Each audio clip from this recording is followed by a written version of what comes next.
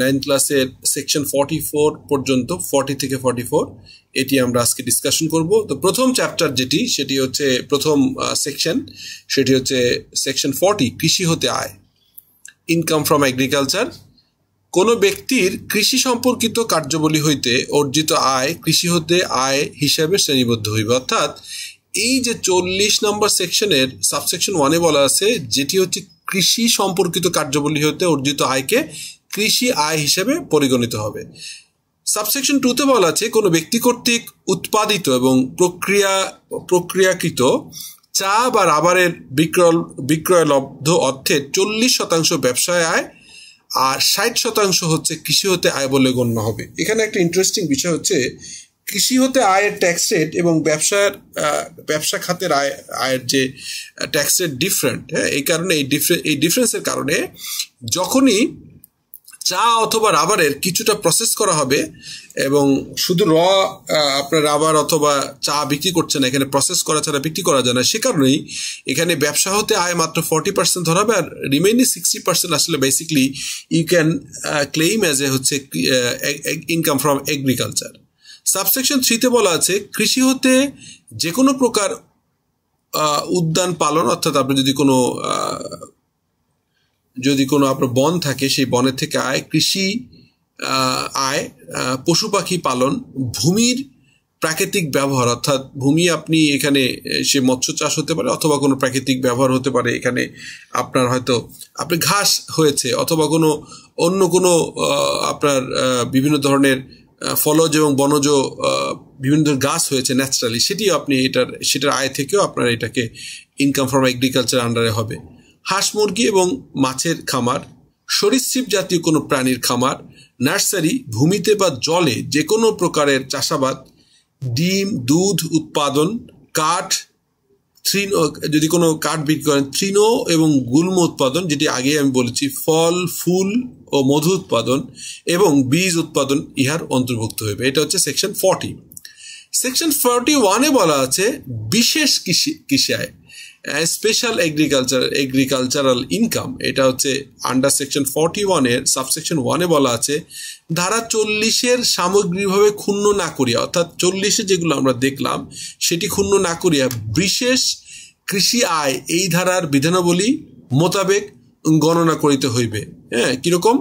যে কোনো পরিসম্পদ করদাতার 40% কৃষি কাজে ব্যবহৃত হইবার পর কোনো আয়বর্ষে বিক্রয় করা হলে তাহা নিম্নরূপে পরিগণিত হইবে। কিভাবে হবে এটি আমি যদি আপনাদেরকে সরাসরি ইয়েটা দিয়ে দেখাই কিভাবে পরিগণিত হইবে, সেটি হচ্ছে এই যে কি আপনার এখানে বলা হয়েছে যে আপনি কিভাবে এটাকে পরিগণিত করবেন, সেই বিষয়টা এখানে ডিটেইল আমরা ডিসকাশন করব। সেটি হচ্ছে এই যে বিশেষ আয় পরিণত হবে, যেমন বিক্রয়লব্ধ অর্থ, আর এই পাশে আমরা আয় হিসেবে বিবেচিত অর্থের পরিমাণ। যেমন বিক্রয়লব্ধ অর্থ যদি পরিসম্পদের অর্জন মূল্য হইতে বেশি হয়, অর্থাৎ আপনি যে দামে কিনেছেন তার থেকে বেশি দামে বিক্রি করেন, তাহলে ক মাইনাস খ, অর্থাৎ ক মাইনাস খ এর সমপরিমাণ অর্থ উক্ত আয়বর্ষে সংশ্লিষ্ট করদাতার মূলধনী আয় হিসেবে পরিগণিত হইবে। অর্থাৎ আপনি যে কোনো অ্যাসেটের ক্যাপিটাল গেইন। আর খ মাইনাস গ এর সমপরিমাণ অর্থ হচ্ছে উক্ত আয়বর্ষে সংশ্লিষ্ট করদাতার কৃষি হতে আয় হবে। অর্থাৎ এইখানে আপনার নর্মাল গেইন আর ক্যাপিটাল গেইন, হ্যাঁ, নর্মালি আপনার প্রফিট আর হচ্ছে ক্যাপিটাল গেইনের একটা সংজ্ঞা দেওয়া আছে। বিক্রয়লব্ধ অর্থ যদি ধরেন আপনি সিম্পল, আপনি একটা জিনিস খরচ করেছেন, সেই এখানে সেটার থেকে অধিক মূল্যে বিক্রি করবার জন্য মূলধনী আয় হয়, আর নর্মালি এগ্রিকালচার ইনকাম হয়। এখানে এক্সাম্পল দিয়ে আমরা ক্লিয়ার করব। এরপরে বিক্রয়লব্ধ অর্থ যদি পরিসম্পদের অর্জন মূল্য হইতে বেশি না হয়, তবে অবলম্বিত মূল্য হইতে বেশি হয়। অর্থাৎ আপনি এমন একটা অ্যাসেট কিনেছিলেন, সেই অ্যাসেটটা আপনি এগ্রিকালচারের কাজে ইউজ করেছেন, এখন কিনেছিলেন ধরেন 100 টাকা, এখন এটা অ্যাকুমুলেটেড ডেপ্রিসিয়েশন চার্জ করা আছে 30 টাকা, তাহলে বুক ভ্যালু আছে 70 টাকা। এখন যদি এটা আপনার 70 থেকে 100 টাকার ভিতরে কোনো একটা জায়গায় বিক্রি করেন তাহলে সেই অংশটা হবে কৃষি আয়। বাট যদি আপনি সেই আপনার ইয়ের উপরে চলে যান অর্থাৎ 100 টাকার উপরে চলে যায় তখন এগ্রিকালচার গেইন হয়। সেই কথাই বলা হয়েছে, সেক্ষেত্রে এগ্রিকালচার গেইন না হয়ে মূলধনী ক্যাপিটাল গেইন হিসাবে এখানে আসবে। যেমন বিক্রয়লব্ধ অর্থ যদি পরিসম্পদ অর্জন মূল্য হইতে বেশি না হয় তবে অবলম্বিত মূল্য হচ্ছে ক মাইনাস গ এর সমপরিমাণ অর্থ আয় বর্ষের সংশ্লিষ্ট করদাতার কৃষি হইতে আয় হবে। আমি এটা যেটা বুঝালাম সেটা হচ্ছে যে আপনি একটা কৃষি মেশিন কিনেছিলেন 100 টাকায়, এটির অ্যাকুমুলেটেড ডেপ্রিসিয়েশন 30 টাকা, তাহলে বুক ভ্যালু হচ্ছে 70 টাকা। তাহলে যদি 80 বিক্রি করেন 10 টাকা হবে হচ্ছে এগ্রিকালচার ইনকাম, যদি 90 বিক্রি করেন তাহলেও হবে হচ্ছে 20 টাকা হচ্ছে এগ্রিকালচার ইনকাম, যদি 100 টাকা বিক্রি করেন তাও হবে এই 30 টাকা এগ্রিকালচার ইনকাম। কিন্তু যদি 115 টাকা বিক্রি করেন তাহলে 30 টাকা হবে এগ্রিকালচার ইনকাম, আর রেস্ট যেটা হচ্ছে মানে যেটা অ্যাকুইজিশন কস্টের থেকে যেটা বেশি অর্থাৎ 100 টাকার উপরে যে 15 টাকা বিক্রি করলেন সেই 15 টাকা হবে মূলধনী, তখন দুটো ভাগ হয়ে যাবে।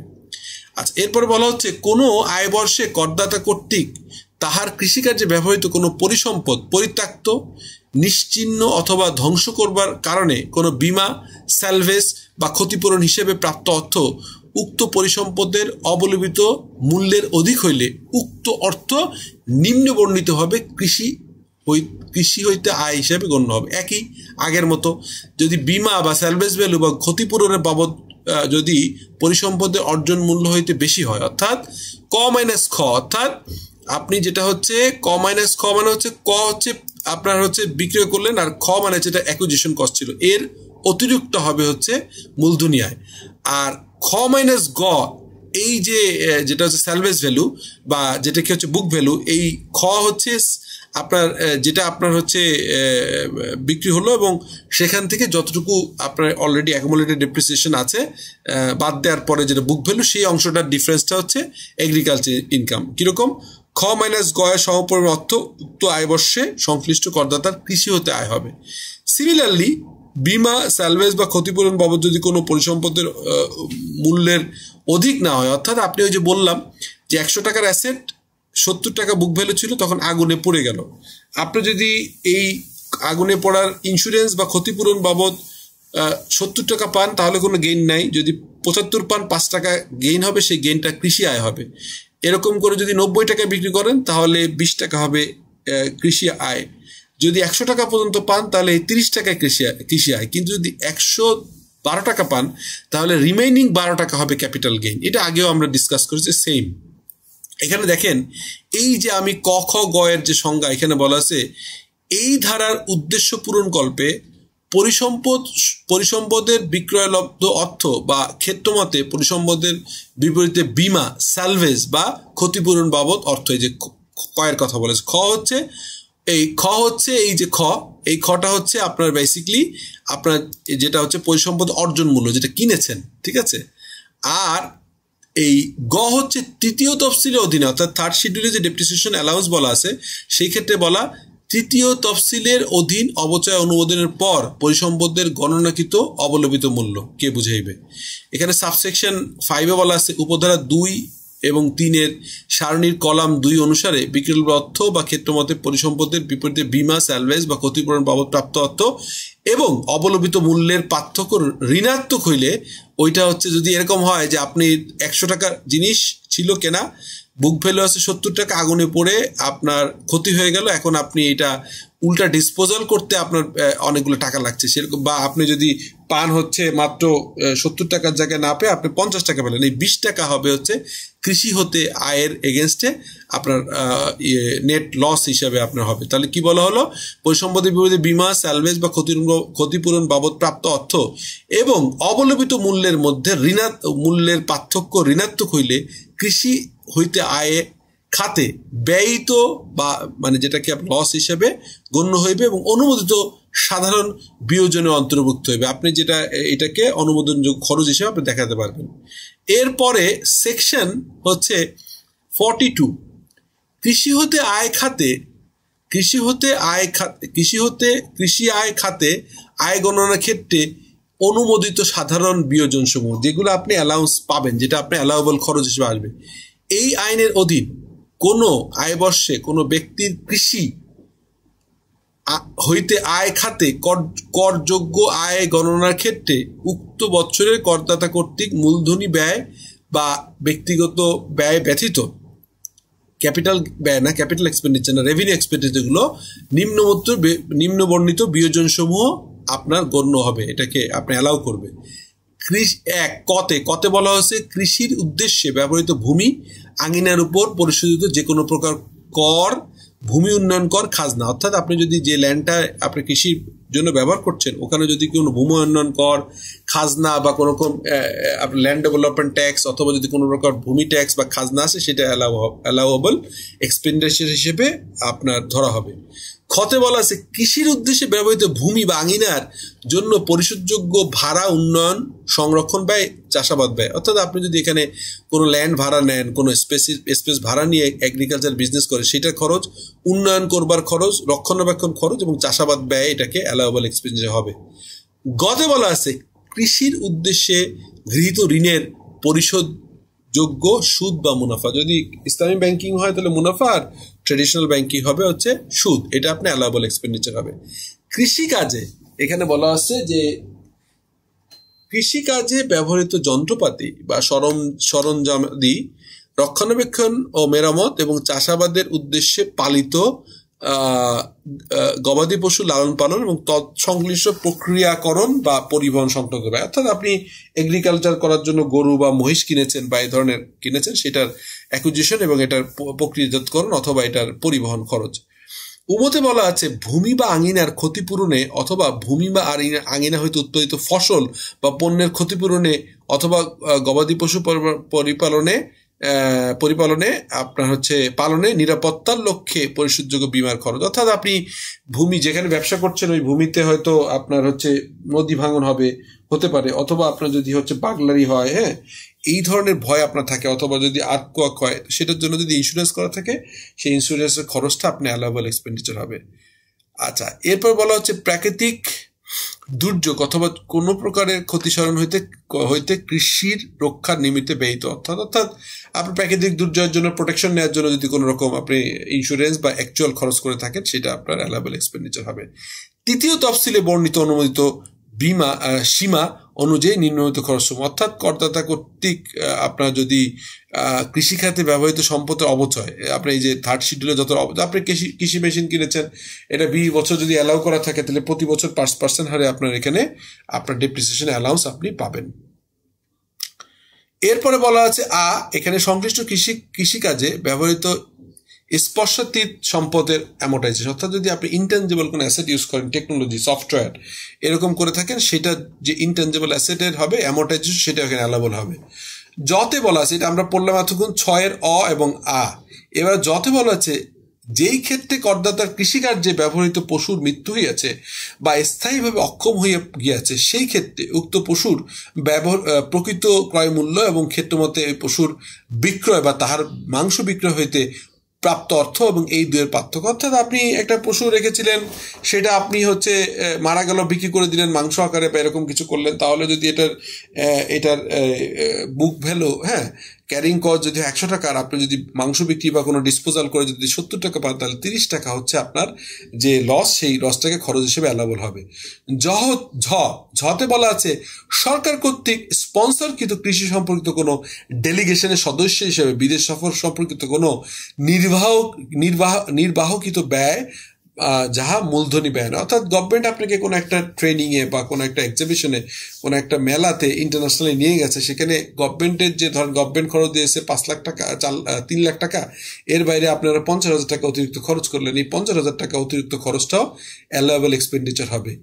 ইয়োতে বলছে যে বোর্ড কর্তৃক অনুমোদিত হয়েছে এরকম স্কিমের সহিত সম্পর্কিত বিষয়ের উপর বাংলাদেশের নাগরিকের প্রশিক্ষণ প্রদানে নির্বাহিত কোনো ব্যয়, অর্থাৎ আপনি আপনার টিমের কাউকে বা আপনি কোনো ট্রেনিং নিয়েছেন এগ্রিকালচার ডেভেলপমেন্টের জন্য, সেই ট্রেনিং এর খরচটাও অ্যালাউয়েবল এক্সপেন্ডিচার হিসেবে ধরে নেওয়া হবে as per the income tax act 2023। টতে বলা হচ্ছে কোনো কৃষি সম্পর্কিত বৈজ্ঞানিক গবেষণা পরিচালনার খাতে নির্বাহকৃত ব্যয় বা এরকম কোনো বৈজ্ঞানিক গবেষণা পরিচালিত নির্বাহকৃত ব্যয় যাহার দ্বারা গবেষণা সম্পূর্ণ এবং একান্তভাবে করদাতার কৃষি উন্নয়নের লক্ষ্যে পরিচিত। আপনি যদি ব্যবসা করবার জন্য কোনো যদি R&D রিসার্চ অ্যান্ড ডেভেলপমেন্ট খরচ করেন সেটা অ্যালাবেল হবে। সাবসেকশন 2-তে বলা আছে এই ধারার অধীনে কোনো ব্যয়ের যতটুকু অংশ কৃষি হতে আয় এবং এবং এর সহিত সম্পর্কিত হবে কেবল ততটুকুই হবে অনুমোদনযোগ্য খরচ হিসেবে হবে। আপনি একটা ল্যান্ড নিলেন, সেখানে কৃষিতে ইউজ করছেন 70%, 30% হয়তো আপনি অন্য একটা ব্যবসার জন্য ওয়্যার হাউস বা অফিস করলেন, তাহলে 70% অ্যালাউয়েবল হবে। এবার সেকশন 43 হিসাব বহি রক্ষণাবেক্ষণ না করিবার ক্ষেত্রে বিয়োজনযোগ্য পরিগণনা, অর্থাৎ আপনি যদি কোনো রকম করে আপনার অ্যাকাউন্টিং সফটওয়্যার বা অ্যাকাউন্টেন্ট না থাকে, তাহলে কি হবে, করদাতা নিয়মিত হিসাব রক্ষণ পদ্ধতি প্রয়োগ করিতেছেন না, এরকম ক্ষেত্রে কি হবে, খ এরূপ কোনো পদ্ধতি প্রয়োগ করিতেছেন যাহার ভিত্তিতে করদাতার আয় হিসেবে সিদ্ধান্তে উপনীত হওয়া সম্ভব নয় বলিয়া উপকার কমিশনার প্রতিবনা। আপনি কিভাবে ব্যবসা করছেন, খরচটা প্রপারলি লেখা নাই, টাকাটা হয়তো রাখার সম্ভব হয়নি, এরকম ক্ষেত্রে করদাতা হিসাব বা লেনদেনের রেকর্ডসমূহ সংরক্ষণ করতে ব্যর্থ হয়েছে, অথবা আপনার করদাতা আপনি প্রথম হচ্ছে অ্যাকাউন্টিং সিস্টেম নেই, তারপরে খরচ রাখতে পারেনি, অথবা আয় ধরে হিসাব রাখতে পারেনি। ঘ হচ্ছে করদাতা যে হিসাব বা লেনদেনের রেকর্ডসমূহ সংরক্ষণ করিয়াছে তাহা গ্রহণযোগ্য নয়। আপনি অ্যাকাউন্টিং রেখেছেন কিন্তু প্রপারলি কোনো খরচ প্রপারলি আপনি এখানে অ্যাকাউন্টিং ফর করেন নাই, এরকম যদি হয় সেক্ষেত্রে আপনার হচ্ছে বাজার তাহলে কি হবে, তাহলে অন্য ধারায় যাহা কিছুই বলা থাক না কেন, অন্য সেকশনে যাহা কিছুই বলা থাক না কেন, উক্ত রূপে উৎপাদিত কৃষি পণ্যের বাজার মূল্যের 60% অনুমোদিত কর হিসেবে আপনার গণ্য হবে। অর্থাৎ আপনি 100 টাকা যদি আপনি সেল করেন, তাহলে 60 টাকা আপনাকে অ্যালাউয়েবল এক্সপেন্ডিচার হিসেবে আপনাকে ধরে নেওয়া হবে।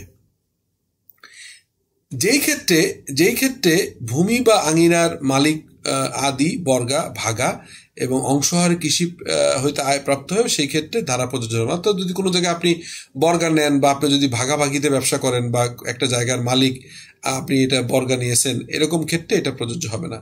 আজকের লাস্ট সেকশন 44, এখানে বলা আছে কতিপয় ক্ষেত্রে বিয়োজন অনুমোদিত হইবে না। এখানে একটা ইন্টারেস্টিং বিষয়, যদি আপনি TDS না কাটেন, ভ্যাটের যদি কোনো অ্যাপ্লিকেশন না করেন, তাহলে এটা হবে।